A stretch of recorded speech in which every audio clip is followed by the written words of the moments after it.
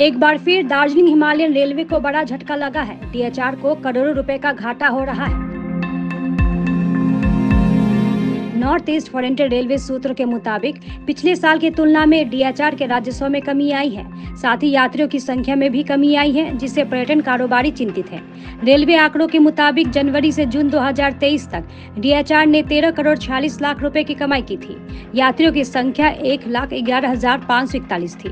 हालांकि चालू वर्ष में आय 12 करोड़ 66 लाख रुपए हुई है। वहीं पर्यटकों की संख्या 1,04,848 रही। इससे डीएचआर को 80 लाख रुपए से अधिक का नुकसान हुआ है। ऐसे में पर्यटन संस्थाओं ने यात्री सेवा को जल्द सामान्य करने की मांग की है। रेलवे अधिकारियों ने व्यवसायियों की मांग को महत्व देते हुए सेवाओं को तेजी से सामान्य करने का आश्वासन दिया है। इस विषय में eastern Himalayan travel and tour operators association के मुख्य सलाहकार देवाशीष मैत्र ने कहा कि पिछले साल के पहले 6 महीनों में डीएचआर की जो आय हुआ था, इस बार 80 लाख रुपए का घाटा हुआ है। लगातार बारिश के कारण भूस्खलन होने से पर्यटकों में दहशत है।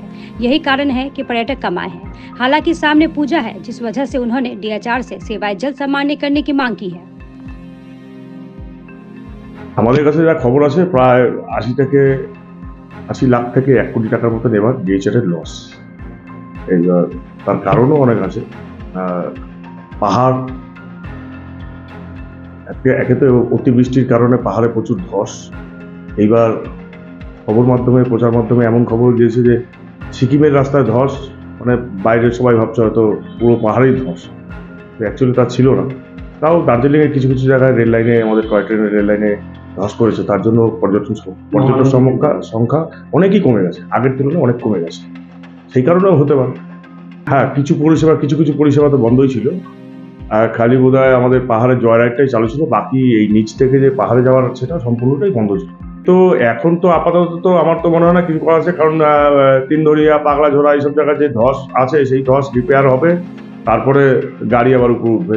ততদিন তো পর্যন্ত মনে হয় না হবে না। তারপরে সামনে দুর্গাপূজা আসছে, দুর্গাপূজা এটা মেকআপ হয়ে যাবে। আশা করি আমাদের কাছে তো এনকোয়ারি আছে দুর্গাপুজোতে প্রচুর, দুর্গাপুজোতে এটা মেকআপ হয়ে যাবে। আমরা তো ডিএচআর এর কাছে অবশ্যই আমরা আবেদন রাখবো আপনাদের হয়ে যে টয় ট্রেন পরিষেবা যেন অবশ্যই চালু রাখে, যে কোনো মূল্যে চালু রাখতে হবে। কারণ এতে আমাদের পর্যটনের উপরে একটা বিশাল প্রভাব পড়ে। যদি টয় ট্রেনটা বন্ধ থাকে, বিদেশি পর্যটকরা টয় ট্রেনের উপরে বেশ একটা নিয়ে আসে। ওদের টার্গেটটাই বেশিরভাগই থাকে যে আমরা টয় ট্রেনে জয় রাইড করবো, ওটা টয় ট্রেনে করে দার্জিলিং যাবো, শিলিগুড়ি থেকে এনজিপি থেকে দার্জিলিং যাবো, এই একটা চিন্তাধারা বিদেশি পর্যটক থাকে। বিদেশি পর্যটক আমরা কিছু মার খাবো যদি ট্রেন না চলে। আমাদের দেশীয় পর্যটক তো সঙ্গে থাকেই।